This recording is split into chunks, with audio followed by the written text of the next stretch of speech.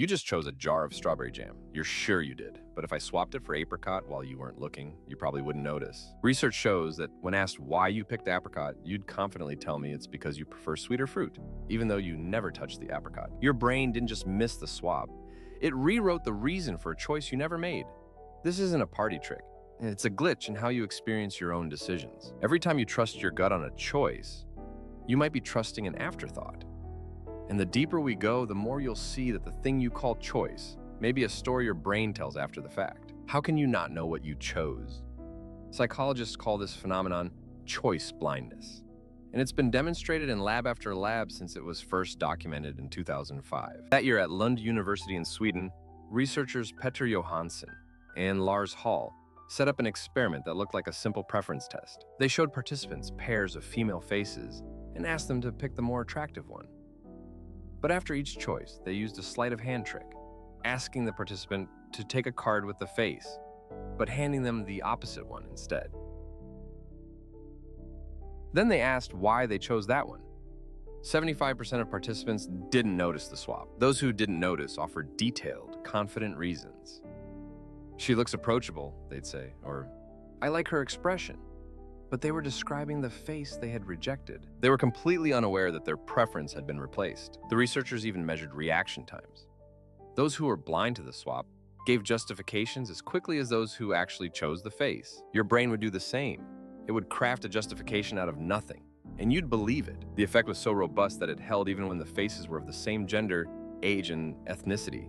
Your brain doesn't discriminate when it comes to confabulation. Johansson and Hall replicated the effect outside the lab. In a 2005 study published in Science, they set up a tasting table in a supermarket. They offered shoppers 2 kinds of jam and let them taste.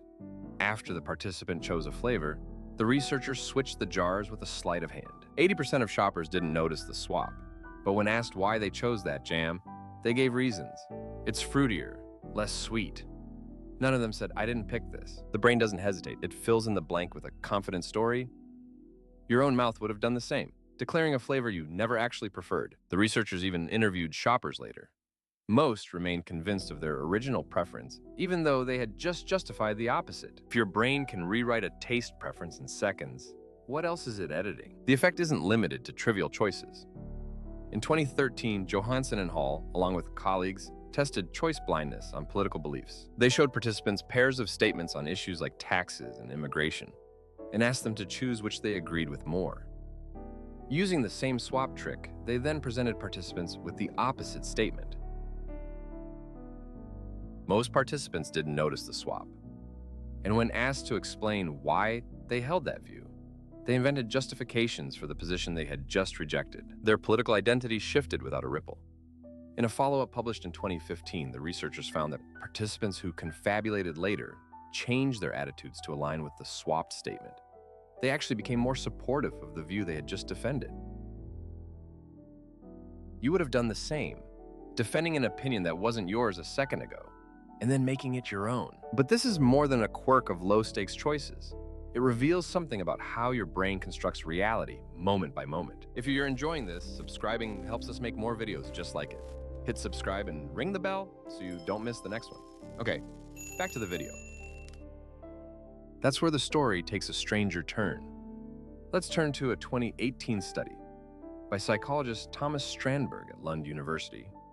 Strandberg's team presented participants with pairs of moral dilemmas, classic thought experiments like the trolley problem. But here's the twist. After choosing, they swapped the responses, using a trick similar to the one from before. The participants were then asked to justify their choice. More than half didn't notice the swap, even when the dilemma involved life or death stakes. And when asked why they chose to push the man off the bridge, they said things like, it's the greater good, or I value efficiency. But their original selection had been the opposite, letting the train run its course. Their moral compass was switched midstream, and they didn't blink. You would have done the same, invented a reason for a decision you never made, even when ethics were on the line. But this goes deeper. Your brain doesn't actually know the difference between a choice you made and one you didn't. In 2013, another group at Lund, led by neuroscientist Petri Jääskeläinen, used fMRI to look inside the brain during choice blindness. Participants saw pairs of faces and chose which they found more attractive. The images were then manipulated behind the scenes. The brain scans showed that when participants unwittingly explained the swapped face activity in the prefrontal cortex, the area tied to rational deliberation lit up as if they were genuinely reasoning about a real preference. But the amygdala, which processes emotional attachment, showed a different pattern. It didn't distinguish between the chosen and the swapped face. Your brain rationally justifies whatever is put in front of it, even if your gut never signed off. The researchers also saw that the caudate nucleus, involved in reward processing, responded equally to both real and swapped choices. So your reward system can't tell the difference either. Even pupil dilation, a measure of cognitive effort, was identical for real and fabricated justification. Now let's complicate this. A mainstream explanation for choice blindness comes from cognitive psychologist Daniel Kahneman's dual process theory. System 1, the fast, intuitive system, makes the actual choice. System 2, the slow, deliberative system, shows up afterward to produce a justification. This is standard. Your conscious mind is the press secretary, not the president. Critics argue this doesn't mean your choices aren't yours.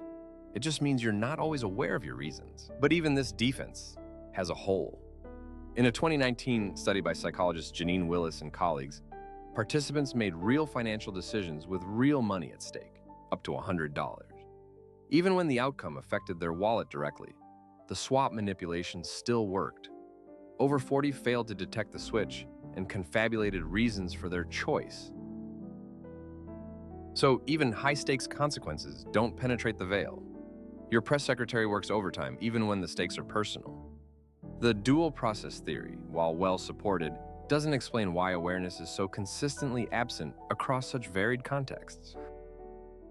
The synthesis is uncomfortable. The evidence suggests that what you call your free choices are often post-hoc narratives built after the fact.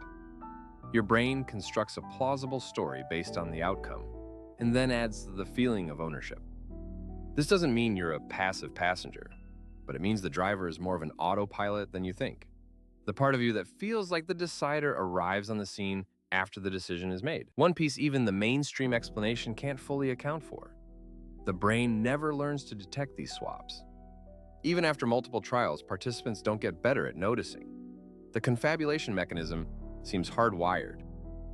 So here you are, back in that room with the two young men.